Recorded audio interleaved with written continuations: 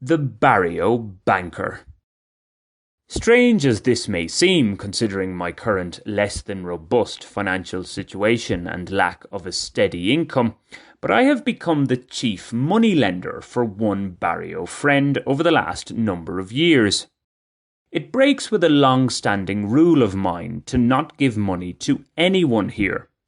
Previous experience has taught me that while some may ask for a dig-out using the verb prestar, literally lend, what they usually have in mind is the more common Colombian word when looking for something: regalar, gift.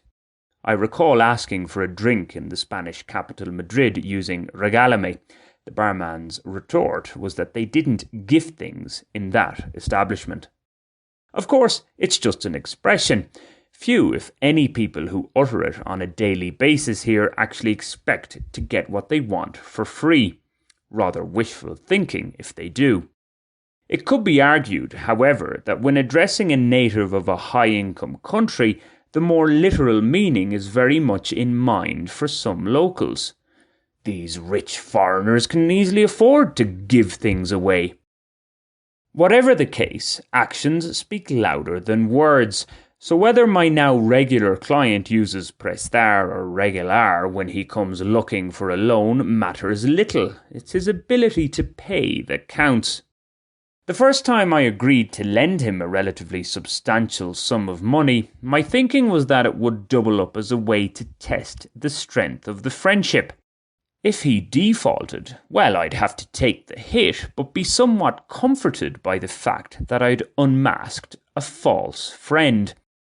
Not only did he not default, but he paid back the amount in full ahead of the stated due date. Punctuality is a rarity in Colombia in all walks of life, never mind doing something ahead of schedule. I was both relieved and impressed. So the next time he asked for financial assistance, I was more relaxed when handing over the cash. And yes, these are real cash transactions. Notes still dominate here for the masses, something I'm not at all averse to. Now, considering I know him since 2016 and for at least the last 4 years I rate him as a trustworthy friend, I view this money lending akin to helping out family.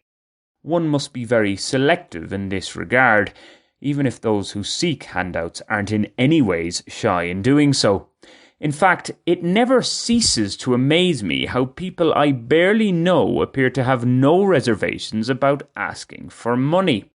Okay, I've been fortunate enough in my life so far that I've never been in a terribly tight financial position, but if I were to need emergency funds, it would most likely be family and our really good long-standing friends I'd ask first, not some person I hardly know.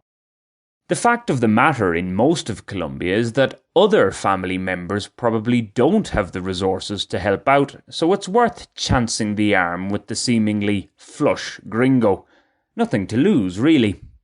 However, I'm certainly no Rothschild or, in a more sinister sense, Shylock, for better or for worse. I'd soon be relieved of my money-lending duties if I were employed in the house of Rothschild. Interest-free, verbally agreed loans won't put one on the road to riches. Although I do get interest paid in kind via the occasional meal or beer, it must be said. Also, similar to those infamous Jewish moneylenders, I am an outsider in the Barrio, no matter how much I feel, and am made feel, part of it. It is, somewhat paradoxically, these more substantial loans that have proved to be less risky.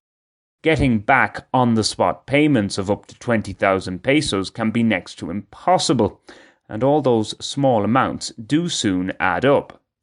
There is also the issue of a fake note swindle when dealing in cash, a fate I had the displeasure of suffering recently.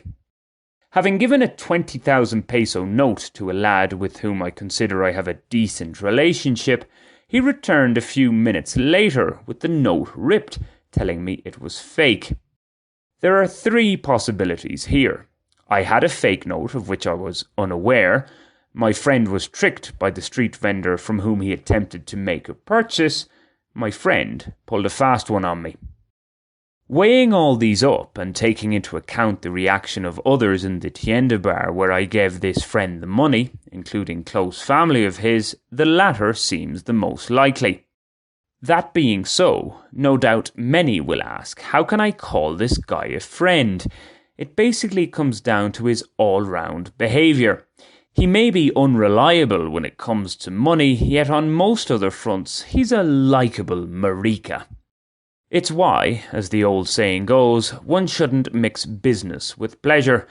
And it's why my Barrio banking isn't a business but more a case of helping out friends whose needs appear greater than mine. I just hope I don't end up doing some similar desperate asking in the future.